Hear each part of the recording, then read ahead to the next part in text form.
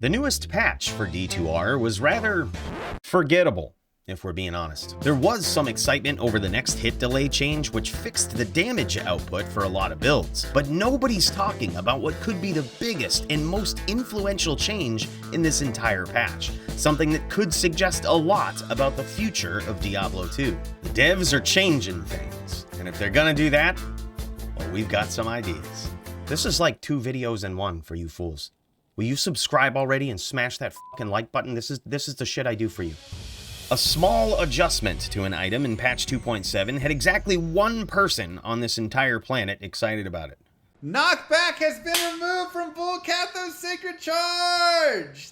Yes! I had no idea that melee characters were theorizing that hard around the Volcatho set these days. That's good to know. Truthfully, many people across the community were actually asking for this specific change. Because of a negative feedback loop of having knockback on a melee weapon, the devs chose to remove that ability from Volcatho's Sacred Charge. But regardless of how you feel about the necessity of this change, the devs' choice to update this item marked an important milestone in this game. Now, 2 different versions of this item exist on the realm: the pre-patch version of the BK sword and the new one. Players will never be able to find this version of the sword ever again, and it still exists on the realm. So that means that this change in the patch has created D2R's first ever pre-patch item. This might not seem like a big deal at first, because let's be real, the sword still sucks, it was never good, and it probably never will be. Who knows?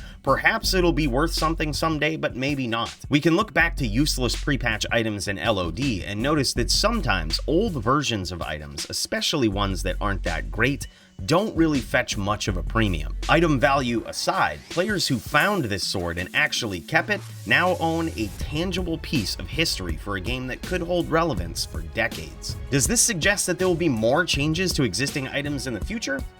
Who knows, but the community has certainly been in favor of that for a long time. And if they ever do, we've gathered some feedback regarding some of the coolest changes ever suggested in the community for certain items in D2. I mean, it's not hard to make these things better. Nowadays, ChatGPT could probably do it for the devs if they had too much on their plates. AI is getting out of control.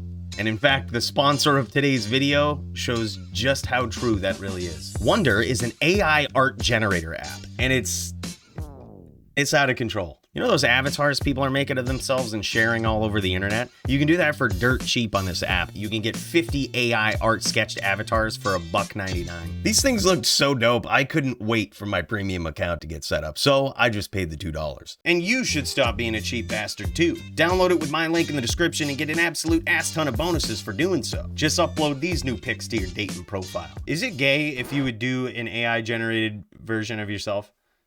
Because look at that guy, I mean, I would. You can type in any prompt, tell it your art style, and the app will generate a photo based off from what you type. You want to see Elon Musk riding a donkey in hyper-realistic art style? Boom, got it. I told you, this is getting out of control. Download it through my link in the description and feel free to post your best creations in the trophy room of Discord. Looking forward to seeing what you create. And speaking of new creations, the community's got some interesting ones for D2R devs.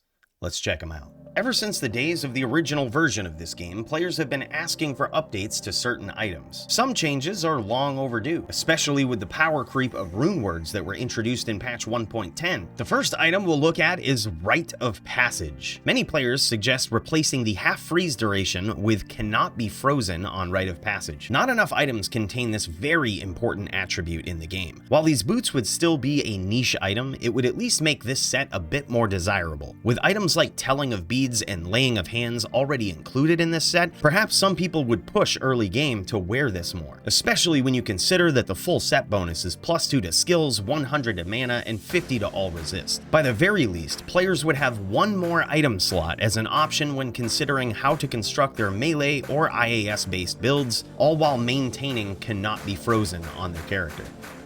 Next up is an item that if you've ever found it, you probably already know how underpowered it is. And that is Tyrael's Might, the unique sacred armor. While there are many different suggestions as to how to make this armor better, it comes down to basically two big ones. The first and most popular one is to put a +1 to teleport on this armor. While this still might not be enough to compete with Enigma in most cases, it at least provides another option for some classes such as the Barbarian, or even some torch farming builds will have another option now. The other, simpler solution to this is to remove the level requirement from the armor. This sort of fits the theme of the item, whereas it already has -100% to requirements, and doing this would at least allow low-level duelers to make good use of it. While I do love that change as well, if we're gonna make any change, I hope we go with the former. And while we're there, it couldn't hurt to add +1 to teleport to all of the elite class sets as a full set bonus while we're at it, which is another very popular suggestion in the community. Imagine a variety of builds that we'd see with this. Teleporting poison necros that look like vampires, glowing fire druids with insane mobility. The possibilities are endless with this change, and the community has been asking for this specific one for a very long time.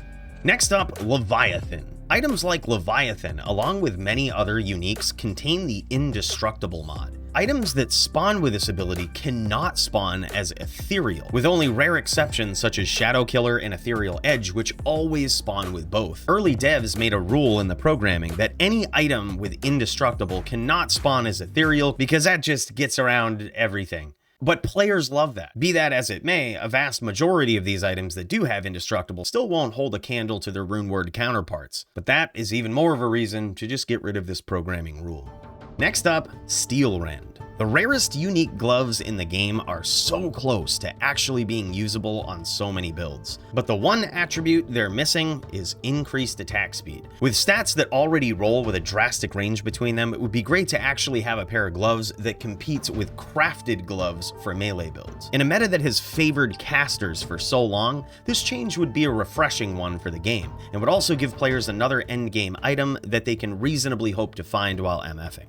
And finally, Astrion's Iron Ward. There's no better example of an item that nearly everyone wants to see pop up on an S-tier build somewhere, but unfortunately, it never has. A lot of people suggest that this item needs more flat damage on it. Many players suggest having this roll between 2 and 300, but what if it rolled with 200 and had a chance to cast Amplify damage on striking? Then at least we'd have another option for Uber Tristram builds, but additionally this change could open up a world of possibilities for new PvP builds. While the Paladin might be strong in PvM, it's rather lacking in PvP, especially in 1v1s. The simplest change on this item could finally make this extremely rare weapon viable on a variety of builds. Again, for finding one of the rarest weapons in the game, it sure would be nice if players could put it to use. There are so many existing items in D2R that could use some work, and it's refreshing to know that the devs might have an eye on doing just that in the future. What sorts of changes would you suggest for an existing item in D2R?